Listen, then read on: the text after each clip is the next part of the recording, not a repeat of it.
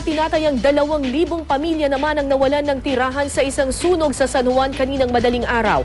Sa sama ng loob na pagbuntunan ng mga residente ang isang lalaking hinihinalang nag-umpisa ng naturang sunog. May news to go si Oscar Oida live. Oscar! Yes, Kara, katatapos nga lang daw mag-Noche Buena ang karamihan ng mga residente nang sumiklab ang sunog dito sa Marayi, Barangay St. Joseph na nasakupan ng San Juan City. Nagulat na lamang ang mga taga rito nang biglang kumalat ang apoy. Palibasa ay yari nga sa mga tinatawag na light materials ay mabilis na kumalat ang sunog. Nasunog ang bahay ng tinatayang may 200,000 pamilya. Sa sama ng loob ng mga residente, isang lalaking napagbintangan na nag-umpisa muna ng sunog ang dinumog ng mga tao at kinuyog. Nagulpi ng gusto ang taong ito, pero ulit natin makita ay naidala naman ng ilang mga pulis sa malayong lugar para nga hindi na lumala pa yung sitwasyon. Pati ilang mga responding bumbero, Kara, ay nakatikim din ng init ng ulo ng mga residente. Ilan nga ay napaulat ng tinamaan ng bato. According sa BFP, sa kanilang tala ay may 3 ding nasugatan. Pakinggan natin ilan sa mga nasabi ng fire volunteer na si Willie Chongson, isa sa mga tinamaan ng nagliparang bato. Bigla na lang may lumipad na malaking bato yung pero nabulaga ako dahil malakas yung impact sa ulo ko. Kaya medyo hilo pa tayo hanggang ngayon pero kaya pa naman dahil trabaho rin naman natin yan bilang public service. Dahil kami hanggang kahapon nga dun sa naganap na sunog sa Divisoria, wala pa kaming sapat na tulog at pahinga. Okay, Kara, sa mga sandali ito ay patuloy na inaalam ng mga otoridad yung tunay na naging sanhi ng naturang sunog.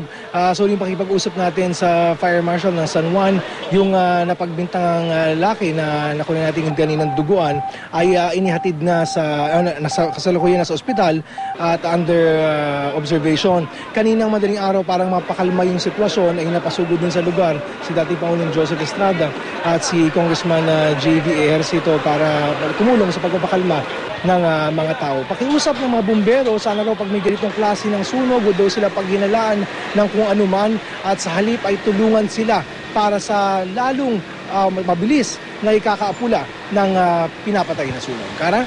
Okay, Oscar, meron bang casualties na naitala sa naturang sunog na yan sa San Juan? Well, bali doon sa last na pag-check natin sa BFP, wala pa rin silang naitatala na anumang nasawi o sinumang nasawi sa nangyaring sunog. Ang mga natatala pa lamang nila ay yung 3 umanong bumbero, 2 dito yung taga-BFP at isang fire volunteer na nasugatan nga bunsod ng pamamato. So sa pakikipag-usap mo doon sa mga pamilya, 2,000 pamilya rin yan, saan daw sila magdiriwang ng kanilang Pasko ngayong araw na ito? Well, sa mga sandaling ito ay gaya natin, Kara, wala pa rin din silang ideya kung saan sila magpapalipas ng buong araw ng Pasko. Bagamat kanina, nakausap natin ilang pamunuan o ilang opisyal ng pamunuan ng San Juan, meron silang inihahandang temporary area dito na maaring masilungan ng mga apektadong lugar. 2 basketball court dito sa may pinaglabanan at malapit dito sa may area ng nasunugan.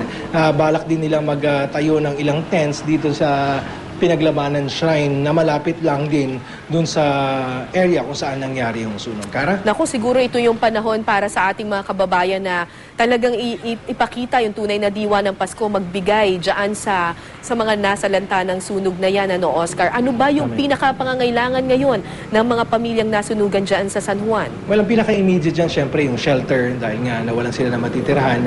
Ang dagdag dyan ay yung makakain. Dahil syempre, dahil sa karamihan nga dito, hindi na naman na naisalba yung mga pagkain nila, na kapag siguro nakaisalba nila ilang mga gamit, maaaring kulangin sila sa pagkain, automatic yan. Siyempre, yung mga damit, yung mga hindi nakapagdala ng mga damit, siguro kailanganin nila ng mga damit na maaaring nila maisuot sa buong maghapon hanggang siguro sa mga susunod na araw, habang wala pa silang nahanap na matitirhan. Ang pamunuan ng San Juan ay umaapila na rin sa mga karatig na lungsod na kung ano man daw ang tulong na maibibigay nyo. Lalo ng gamot, yan, Kara, siyempre, pag may mga sunog, asahan mo na yan, yung mga bata, madaling magkahawa ng sakit. Ipaabot daw po ang tulong sa lalong madaling panahon. Maraming salamat sa iyo, Oscar Oida.